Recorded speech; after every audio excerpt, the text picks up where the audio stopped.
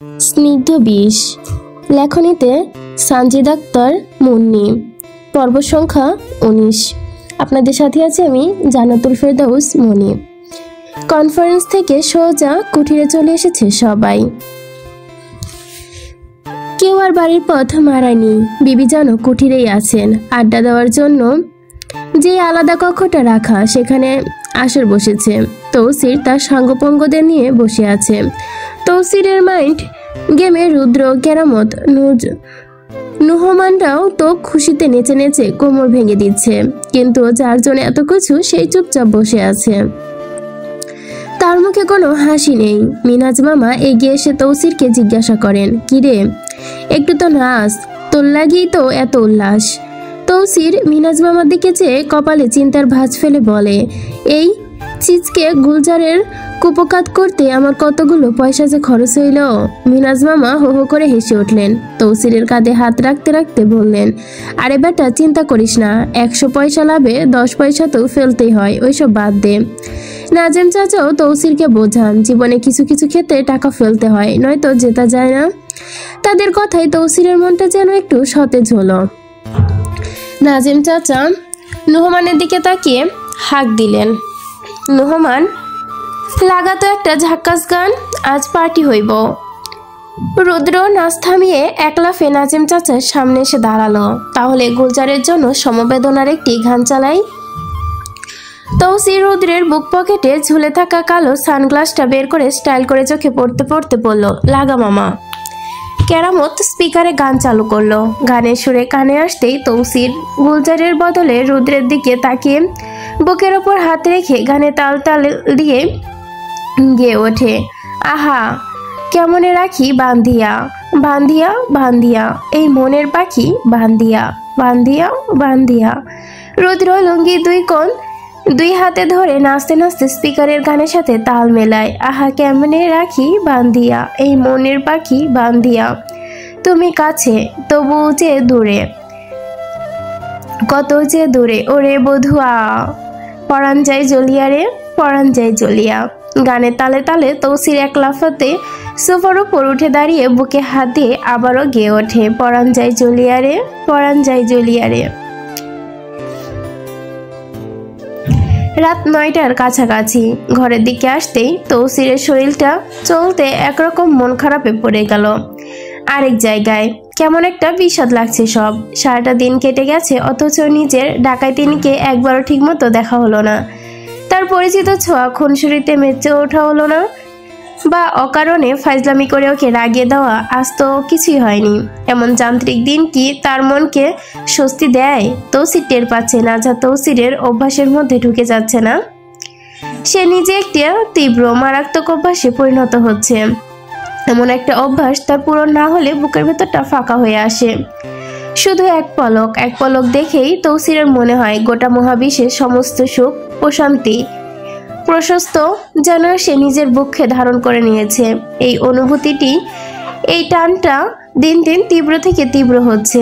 বিশেষ করে নাঝার সবুজ ওই চোখে দুটো, নাঝার ওই আঁখি জোড়া তৌসিরকে অদ্ভুতভাবে মায় টানে। যে টান এখন মারাত্মক তৃষ্ণার রূপ ধারণ করেছে। এই পলক দেখাই, শুধু এক মুহূর্ত দেখায় কি তীব্র, কি আগ্রস, কি লোভ। অথচ তৌসির তো এমন নয়। সে মোটেও লোভী প্রকৃতির মানুষ নয়। খুব অল্পতে সে ছেলেটা দুনিয়াটা উজাড় করে খুশিতে মেতে উঠতে জানে। সেই তৌসির আজ কেমন অদ্ভুত লোভে আচ্ছন্ন। নাজাকে দেখার লোভ সে কোনোভাবেই সামলে উঠতে পারছে না। ঘরের দরজাটার সামনে দাঁড়িয়ে ভাবলো, নাজাকে এই ক্ষণিকের পলকে দেখিবার যে তৃষা, সে কি বুক চাপা আক্ষেপ, তা বোধহয় তৌসিরের এই জীবনে অন্য কারো কোনো কিছুর দ্বারা কখনোই ভোলা সম্ভব না। তৌসির ঘরের দরজার সামনে খাড়া হতেই নাজা চিৎকার করে ওঠে। তৌসির হতভম্ব হয়ে নাজার দিকে তাকায়। নাজা ওর সামনে cold storage airgun transport box পড়ে আছে, আর ও ছিটকে সরে গিয়ে থরথর করে কাঁপছে। Cold storage organ transfer box Tausir দুটো কিডনি রেখেছিল সকালে। বক্সটা কোথাও না গিয়ে খাটের নিচেই রেখে দিয়েছিল। তৌসির তাড়াতাড়ি দৌড়ে গিয়ে পড়ে থাকা বক্সটা মুখটা তুলে লাগায়, আবারও খাটের নিচে রাখে। নাচা সারা শরীরে ছিটকানি দিয়ে উঠেছে। শরীর গুটিয়ে সিকানি ধরে গেছে। নামাজ শেষে জায়নামাজ গুটিয়ে ওঠার সময় ওর চোখে পড়ে বক্সটা, তাই কৌতূহলবশত হাতে নেয়। নিয়ে যখন অনেক চেষ্টা করে লকটা খোলে, লক খুলতেই তখনই নাজাত তবদা খেয়ে যায়। ভেতরে 2টা মাংসের মতো অংশ। এ দেখে তার সারা শরীর কেঁপে ওঠে, দেহের রগে রগে যেন চিক্কি দিয়ে ওঠে। তৌসির বক্সটা সযত্নে রেখে দিয়ে সোজা হয়ে দাঁড়ায়, বিরক্তি গলায় বলে, এই শাওয়া, তোর লাউরারে হইব কেন? হ্যাঁ, এটা লার্সস কিল লেগা ক। তৌসিরের দেওয়া গালিতে নাজা এখন আর রাগ করে না, উল্টো 2 কদম এগিয়ে এসে তৌসিরের চোখে চোখ রেখে ঠান্ডা গলায় জিজ্ঞেস করে, এগুলো কি? তৌসির নাজা থেকে কিছু একটা লুকাতে চায় না, কারণ সে জানে নাজা তার কুকর্ম সম্পর্কে কিছু না হলেও জানে, তাই এত লুকোচুরির কোনো কিছু নেই। ডিরেক্টলি বলেই দেয়, এইটা হলো এক টুটটুটের পোলার লয়ারের কিডনি। নাজাও শুনে ধিক্কার সহিত বলে উঠেছি, কতটা অমানুষ হলে নিকৃষ্ট মানব আপনি। তৌসির আর নাজার কথায় ভ্রুক্ষেপ না করে বিছানায় বসতে বসতে বলে, নিকৃষ্ট জানাইয়াই তো হাঙ্গা বইস, তাইলে এমন ভেলকা দাও কেল্লেইগা। নাজা তৌসিরের কথা এবার ছেদকে যায়, ছেতে গিয়ে বলে, ছেদ হয়ে ওঠে, এতটা শয়তান আপনি জানা ছিল না। তৌসির বিরক্তি প্রকাশ করে বনে ওঠে, এসব ছাড় ব্যাটি, ব্যাং আমার পায়ে টকনুতে ব্যথা করতেছে, একটু বিক্স লাগাইয়া দে, পাটা টিপা দে তো। নাজা শুনে বড় বড় চোখ করে তৌসিরের দিকে তাকায়, কি শখ, পা টিপবে নাজা। নাজা নাকশ করে বলে, আমি পারবো না। তৌসির হাই দিতে দিতে ঘাড় গর্দান মুড়ামুড়ি করতে করতে তিক্ত সুরে বলে ওঠে, দাও না একটু পাখানি টিপ্পা আমার সবুজ বাঘিনী। সবুজ বাঘিনী শুনে নাজা রাগ হয়, সবসময় তৌসিরাকে ফালতু ফালতু নামে ডাকে। এই ডাকতে ডাকতে কি এখন ডাকছে সবুজ বাঘিনী? সবুজ বাঘিনী হয় নাকি? নাজা তৌসিরের অনুরোধে দাঁত চেপে বলে, পায়ের বোতলে গলাটা টিপে দেই হবে? তৌসি শটান হয়ে হেলে দুলে শুয়ে যাচ্ছিল, কিন্তু তার হলো না। নাজার মুখে এমন কঠোর কথা এক লাফে উঠে বিতৃষ্ণায় ধমকে উঠল, দূর বেজ্জতিনি, ঠাডা পড়ুক তোর ওপর। এই ঠাডা পড়া জবানের জামাইরেই সব কষ, লজ্জা করে না? এইসব বলে আবারও শটান হয়ে শুয়ে যায়। নাজার মন চায় না তৌসিরের পা ছুতে, কিন্তু মন না চাইলেও মস্তিষ্ক বারংবার মনে করিয়ে দেয়, গতকাল তৌসির নিজের বুকে নাজার পা রেখেছিল, কিন্তু নাজার পায়ে চুম অব্দি খেয়েছিল না। এখন তৌসিরের সাথে এসব বেচারি করা যাবে না, তাই সে সিদ্ধান্ত নেয় একটু মালিশ করেই দিবে। তাই ইচ্ছে না থাকা সত্ত্বেও ওয়ার্ডরোবের ওপর থেকে মালিশের কৌটাটা নিয়ে তৌসিরের পায়ের কাছে এসে বসে। তৌসির নাজাকে নিজের পায়ের কাছে বসতে দেখে বুড়ো কোচকায়, আপন মনে ভাবে, সত্যি আমার ডাকাই তিনি আমার সেবা করব? সত্যি সত্যি করব? সবই দয়ালের দয়া, আহা কি সুখ আমার। নাজা গম্ভীর গলায় জিজ্ঞেস করে, কোন পায়ে? তৌসির সুন্দর করে উত্তর দেয়, ডান পায়ে গো, ডান পায়ের, আমার ডাকাই তিনি ডান পায়ে। নাজা তৌসিরের এমন মিষ্টি ভাঙ্গায় ভেঙচি দিয়ে তৌসিরের দিকে তাকায় আর বলে, কি নাটক। তৌসির নাজার এই বাচ্চামি দেখে মুচকে এসে ওঠে। এই প্রথম মিউচুরিটির সীমানা পার করে কোনো কিছু বলল নাজা। নাজা তৌসিরের বাম পায়ে লাগিয়ে আলতো হাতে মালিশ করতে থাকে। তৌসির আবেশে চোখ বুঝে নিতেই নাজার উদ্দেশ্য করে বলে, তোমার এই আলতো ছোঁয়া বৃষ্টি ফোটার চেয়েও নরম গো টুনির মা। রাজা তৌসিরের কথায় মুচকি আসে। তৌসিরের পায়ের দিকে ওর চোখ পড়ে। এক হাতে মালিশ করতে করতে অন্য হাত বাড়ায় তৌসিরের টাকনুর ওপরে। তৌসিরের ফর্সা পায়ে কালো কুচকুচে লোমগুলো বড় আকর্ষণীয়। নাজা তৌসিরের পায়ে আঙ্গুল দিয়ে রেশ কাটতে কাটতে তৌসিরকে জিজ্ঞাসা করে, কাতুকুতু আছে আপনার? তৌসির এবার কিভাবে যেন বুঝে তার কাতুকুতু নেই, কিন্তু যখন নাজা তাকে ছুঁয়ে দেয় শরীর যেন ঝিম ধরে আসে।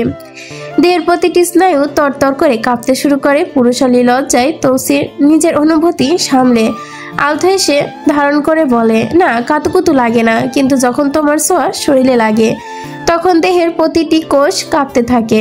নাজা এ শুনে ভাবলেশীনভাবেই বলে, কি মনে হয় কারেন্টে যেমন ছোঁয়া আপনার ছোঁয়ায়ও শরীর কাঁপবে? বললাম না তোমার ছোঁয়ায় বৃষ্টির ফোঁটার চেয়েও নরম, আবার তার প্রভাব বিদ্যুৎ ঝটকার নেই তীক্ষ্ণ। নাজা তৌসিরের কথায় আর কিছু বলে না। তৌসিরের পায়ে মালিশ করা শেষে তার পায়ে আঙ্গুলগুলো টেনে দিতে দিতে থাকে। পায়ের আঙ্গুল টেনে দিতে দিতে তৌসিরের দিকে তাকিয়ে বলে, আমি আপনার পা প্রথমবার ছুঁয়েছি, দিনে একবার আমায় সালামি দিন তাড়াতাড়ি সালামি দিবেন, পা ধরলে সালামি দিতে হয়। তৌসির শুনে বুক পকেট থেকে একটা 2 টাকার সিকি বের করে নাজার দিকে ঠেলে দিয়ে বলে, নাও, এই নাও, লজেন্স কিনে খেও, ঠিক আছে বউ? তৌসিরে দেওয়া কয়েনটা নাজা হাত বাড়িয়ে হাতে নিয়ে দেখে যখন এটা 2 টাকা, মেজাজটা তুঙ্গে উঠে যায়। 2 টাকা, তাও আবার সিকিটা ফের তৌসিরের বুকের ওপর ছুঁড়ে মেরে বলে, থাক, প্রয়োজন নেই, ছোট লোক কোথাকার। তৌসির সিকিটা আবার পকেটে ঢুকাতে বলে, প্রয়োজন না থাকলে ভালো, ঘরের বউ তুমি, আমার হাতে টাকা থেকে কি হইব কও? আমার হাতে থাকলেই হইব, তোমার হাতে টাকার কোনো কাম নাই। নাজা তৌসিরের সাথে আর তর্কে জড়ায় না, কারণ তৌসিরের সাথে তর্ক ও কেন, ওর 14 গোষ্ঠীর কেউই পারবে না। তৌসির এবার নিজের পা সরিয়ে নিতে বলে, যাও হাত ধুয়ে আসো, আর লাগতো না। নাজা চুপচাপ উঠে মালিশের কোটাটা জায়গা মতো রেখে দেয়, অতঃপর ওয়াশরুমে ঢুকে হাত ধুয়ে অজু করে বেরিয়ে এসে হাত মুখ মুছে হাতে পায়ে মুখে অলিভ অয়েল তেল মেখে রুমের লাইটটা অফ করে আলতোভাবে বিছানার একপাশে শুয়ে পড়ে। তৌসির এত সকালে শুয়ে যেতে দেখি জিজ্ঞেস করে, এই তুমি ঘুমাইতেছো কেন, ভাত খাইবা না? নাজা কাঁথা গায়ে জড়াতে বলে ওঠে, না খাবো না। কেন খাইবা না? আমি ইফতার করে নিছি, তাই খাবো না। রোজা ছিলা? হ্যাঁ। কিসের রোজা? এমনি রেখেছি, ইচ্ছে হয়েছে তাই। ব্যাস, এরপর দুজনেই চুপ হয়ে যায়, কিন্তু মুহূর্ত নীরবতা কেটে যায়। তথাকথিত তৌসির কি আর নীরবতা পছন্দ? সে চঞ্চল মানুষ, তার ক্ষণে ক্ষণে চঞ্চলতার অভ্যাস। তৌসির তার হাত বাড়িয়ে নাজাকে একটানে নিচের বক্ষে নিয়ে আসে। নাজা অবাক হয় না, কারণ সে জানে তৌসিরের এটা অভ্যাস। নাজাকে বুকের ভেতর না নিয়ে বিয়ের পর এই অবধি না ঘুমিয়েছে সে। তৌসির নাজার আষ্টপৃষ্টে জড়িয়ে ধরে। নাজার দম বন্ধ হয়ে আসছে, তাই বিরক্তই বলে, ছাড়ুন তো, এই ফস করে ধরুন কেন? হ্যাঁ। তৌসির নাজার বিরক্তিতে প্রকাশ করায় নাজাকে ছেড়ে দেয়, কিন্তু একেবারে ছাড়ে না। নাজার মাথাটা নিজের বালিশে রেখে নিজে নাজার গলায় হাত গুজে রাখে, গলায় তারপরে মুখ গুজে দিতে নাজাকে জিজ্ঞেস করে, আমার ছোঁয়া পছন্দ না বুঝি? তৌসিরের করা প্রশ্নে নাজা দীর্ঘশ্বাস ছেড়ে সিলিং এর দিকে তাকিয়ে একদৃষ্টে কিছুক্ষণ চেয়ে রয়, অতঃপর শোধায়, পছন্দ না, ভারী অপছন্দ। কিন্তু আপনার ছোঁয়া এখন আর গা গুলায় না, অশান্তি অনুভব হয় না, বরং এক অবাস উপলব্ধি হয়। নাজার কথায় এই কথা কি তৌসিরের অন্তঃস্থলে গেঁথে যায়। যাক, সেদিনের মতো শুনতে হয়নি আপনার ছোঁয়া ঘৃণা লাগে। তৌসিরের সন্তুষ্ট হয়ে নাজার গলায় কয়েকবার আলতোভাবে দাঁত বসায়। তৌসিরের এমন কাণ্ডে নাজা কেঁপে ওঠে। ওর 2 কাঁধের শার্ট খাবলে ধরে অসহ্য যন্ত্রণায় গলা উচ্চারণ করে, তৌসির, এমন করবেন না, কষ্ট হয়। আপনার দাড়িগুলো আমার শরীরের চামড়া ঝলসে দেয়, তারপর আপনি কামড় দিচ্ছেন। তৌসির নাজার এমন অনুরোধ রাখে, ফের দাঁত বসায় না, নীরবে শুধু একের পর এক প্রগর চুমু আঁকতে থাকে নাজার গলায়। নাজা তৌসিরকে বাধা দেয় না, তৌসিরের নিজের মন ভরিয়ে নেয়। এক পর্যায়ে নাজাকে জিজ্ঞেস করে, আপনি খাবার খাবেন না? তৌসির ফিসফিসে উত্তর দেয়, খাবো একটু পর, যান গিয়ে সবার সাথে খেয়ে নিন। আপনি না খেলে আম্মা আমার জন্য অপেক্ষা করবে, আপনার জন্য অপেক্ষা করবে, নিজেও খাবেন না, সারা রাত পড়ে থাকবেন এইসবের জন্য। বা আমার আম্মার জন্য তোমার এত মায়া? না চাই এই প্রশ্নে দীর্ঘশ্বাস ছেড়ে শোধায়, এই বাড়িতে সবাই আমায় একটু অন্য চোখে দেখেছে, সিটফিটি করেন, শুধু আপনার আম্মা আর সিমরানের আম্মা ছাড়া, তাই একটু মায়া তো তাদের প্রতি আমার আছেই। তৌসির নাজার কথায় মুখ তুলে ওর চোখে মোহবিষ্ট চোখে চেয়ে রেখে জিজ্ঞেস করে, তোমার লাগে কেউ খারাপ আচরণ করে? কে করে কও আমারে? নাজা আবারও দীর্ঘশ্বাস ছেড়ে অন্যদিকে তাকাতে বলে ওঠে, না তেমন কিছু না, আমি চুপচাপ থাকি তো, তাই হয়তো তারা আমার সাথে বেশি মেশার চেষ্টা করে না, ব্যাস এইটুকুই, আর কিছু না, আপনিও তো ভাববেন না। তৌসির নাজার ডান হাতটা নিজের হাতের মুঠোয় নিয়ে ওর নরম হাতে পাতায় চুমু খেতে খেতে বলে, তোমারে কিছু কইলে তুমি আমারে কইও খালি, আমি দেখা নিব। তুমি অযথা তর্কে জড়াইও না, কারণ তুমি তর্কে জড়াইলে তুমিই খারাপ হইবা। নতুন বউ তুমি, তর্কে তোমায় মানায় না। 6-7 মাস যাক, তারপর তুমি রাজত্ব করিও, সমস্যা নাই। নাজা একদৃষ্টে তৌসিরের কথাগুলো শুনে মৃদু হেসে বলে, আমার কারোর সাথে চুলাচুলি করার শখ নেই।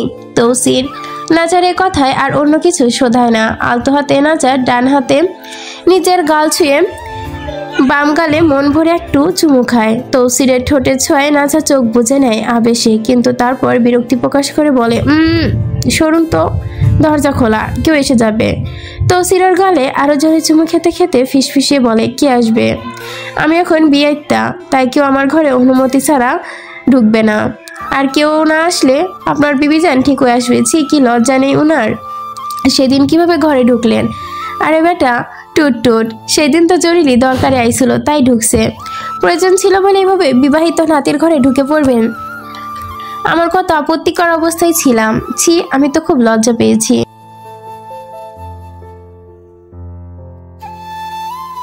আরে তুমি এইসব নিয়ে ভাইবো না। এইসব সিন বিবিজান প্রতিদিনও দেখে, তাই ওনার লজ্জা লাগতো না। হ্যাঁ জানি ওরা পতিতা, কিন্তু আমি তো নই, তাই আমার লজ্জা লাগবে, সাথে রাগও হবে। উনি ভুল করেছেন।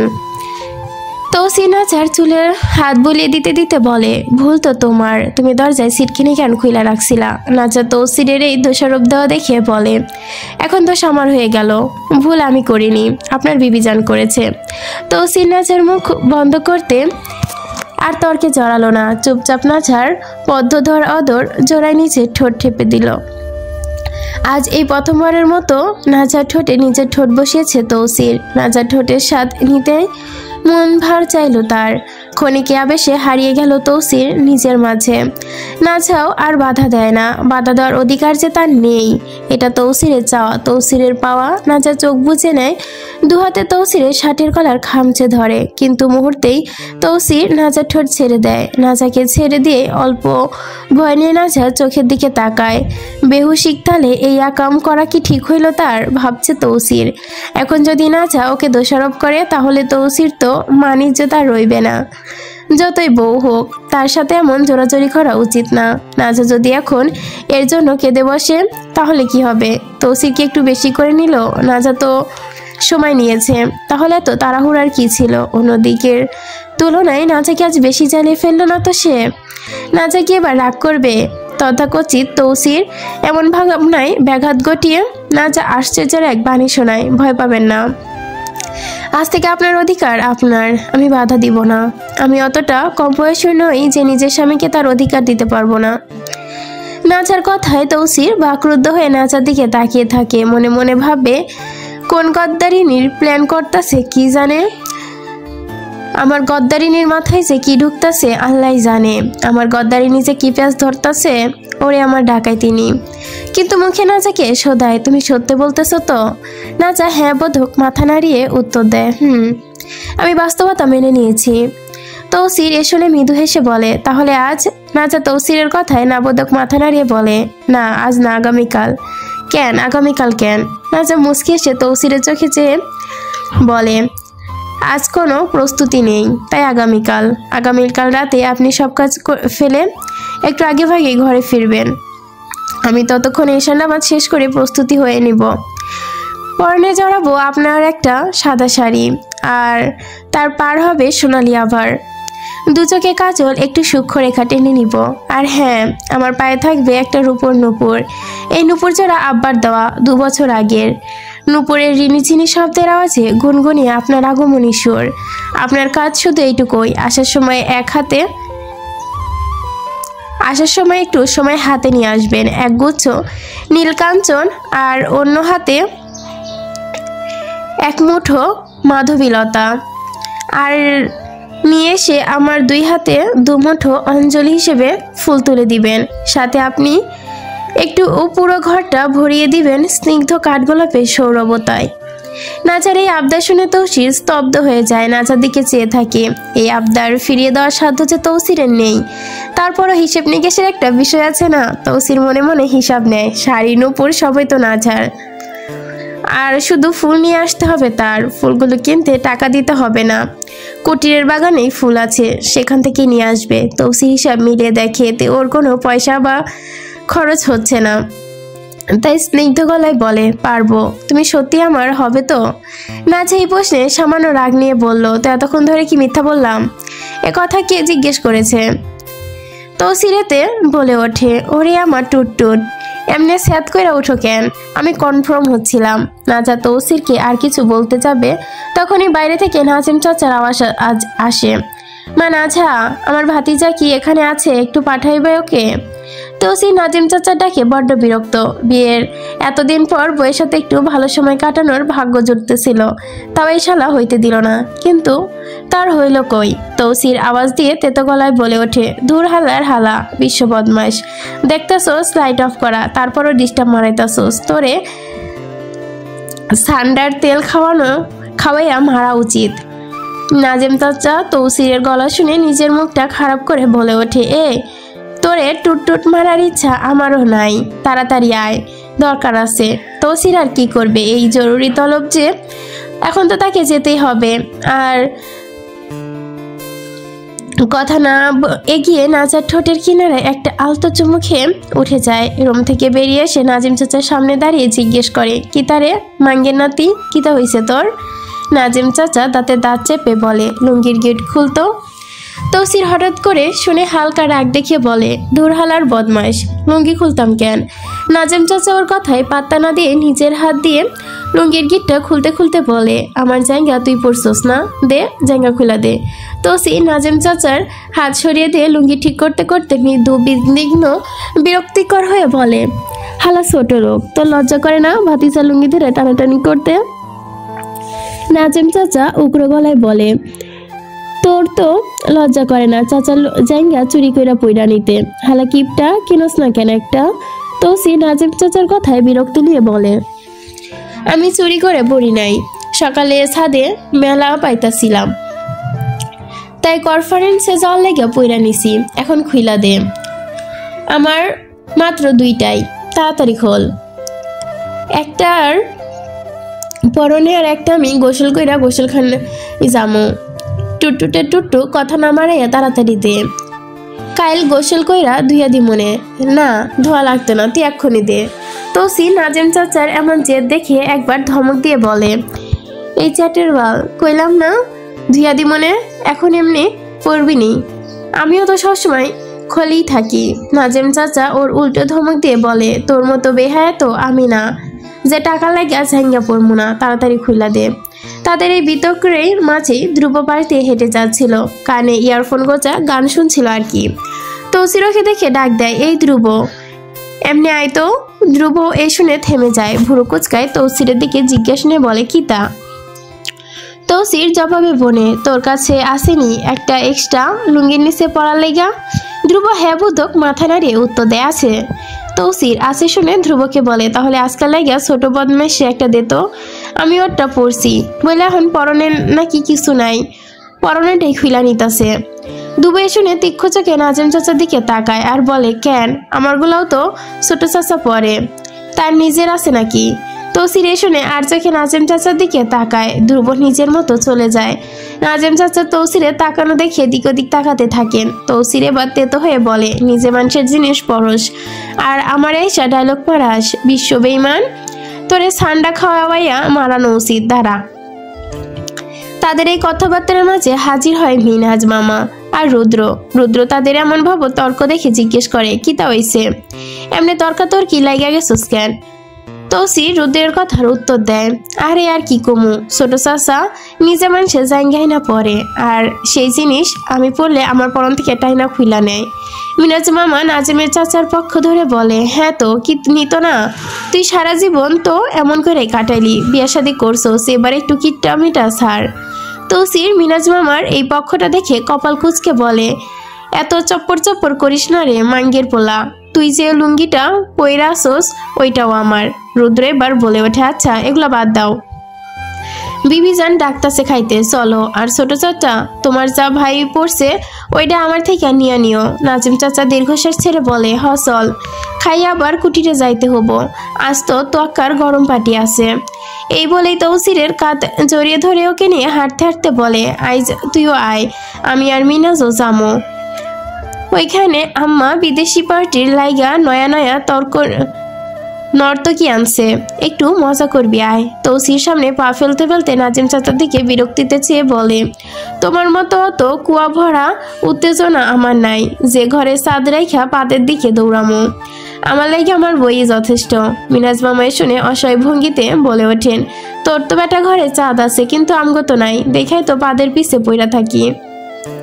রুদ্র জবাবে বলে, তো আনো না কেন ঘরের চাঁদ, বুড়া হইয়া যাইতাছো, বিয়া করতাছো না, তোমরা বিয়া শাদী করলে আমার পরটা একটু ক্লিয়ার হয়। নাজিম চাচা রুদ্রের কথা ওর দিকে আর চোখে চেয়ে বলে, তোর তো লাইন ক্লিয়ার হয়ে আছে বেটা, আম্মা হ্যাঁ বললেই সিমরান তোর, কিন্তু আমগো কে বউ দিব, না আছে সুন্দর একটা চেহারা, না আছে সুন্দর একটা চরিত্র তগো দুইটার। আর যাই হোক একটা সুন্দর চরিত্র আছে আমগো, তো এটাও নাই। তৌসির বিরক্তি প্রকাশ করে, বিয়া কইরা নেও, তাইলে বইয়েতে আসক্তি হও, নারী ভূত মাথা থেকে যাইবগা একবারে। বেলকনিতে আধারের মাঝে সোফায় চুপটি করে বসে আছে নাজা, আকাশপানে চেয়ে। দিনের অবিশ্রান্ত বৃষ্টি থেমেছে ঠিকই, কিন্তু রাতটা কেমন যেন ভেজা চাদরের মতো জড়িয়ে আছে চারপাশটা। বেলকনির গ্রিল বেয়ে এখন ফোটায় ফোটায় পানি গড়িয়ে পড়ছে, বাতাসে মাটির সোদা গন্ধ এঁটে আছে। এই ভেজা ছেঁচেতে অন্ধকারের মাঝে সোফায় গুটিয়ে বসে আছে নাজা, ওর কোলে পড়ে আছে প্রিয় গিটারটি, আঙুলে আলতো করে তারের ওপর রাখে, কিন্তু কোনো সুর তৈরি হয় না। নিস্তব্ধতা ভাঙার কোনো ইচ্ছে যেন নাজার নেই। মাঝে মাঝেই দমকা হাওয়া এসে নাজার খোলা চুলগুলো এলোমেলো করে দিয়ে যায়। ওর দৃষ্টি স্থির আছে মেঘঢাকা আকাশে, এই নিকশ কালো ক্যানভাসে সে কি খুঁজছে তা কেবল সেই জানে। চারপাশে শীতল ভেজা নিস্তব্ধতার সাথে ওর ভেতরের জগৎটা অদ্ভুত এক মিল। শুধু গিটারটাই যে বেসুরো বোবা হয়ে পড়ে আছে। তৌসির বেরিয়ে যাওয়ার পর নাজার ফোনে কল আসে ওর ভাই নাজহারের। বেশ কিছু সময় তার সাথে কথা বলে। এই পৃথিবীতে বর্তমানে একমাত্র আপন বলতে যদি কেউ থাকে তবে সে তার ভাই নাজহার। মায়ের সাথে কথা হয় না, কিন্তু নাজহারের সাথে দিনের অন্তত 2-3 বার কথা হয়। এই একটা মানুষের সাথে কথা বললে কেবল নাজহার একটু শান্তি খুঁজে পায়। ওর ভাইটা বড্ড বুঝদার, এই বয়সে সারাদিন পড়াশোনা আর নিজের ছোটখাটো আবিষ্কার নিয়ে ব্যস্ত। মহাবিশ্ব, নক্ষত্র এসব নিয়ে আগ্রহের শেষ নেই। ওদের মায়েরও মতো নয় সে। মা দ্বিতীয়বার বিয়ে করে নতুন সংসার পেয়েছে, সে সংসার আরও 3টি সন্তান। যদিও সেই ভদ্রলোক আর বেঁচে নেই, তবুও নতুন ভাই বোনদের সাথে নাজার কোনো কালে সখ্যতা গড়ে ওঠেনি। সে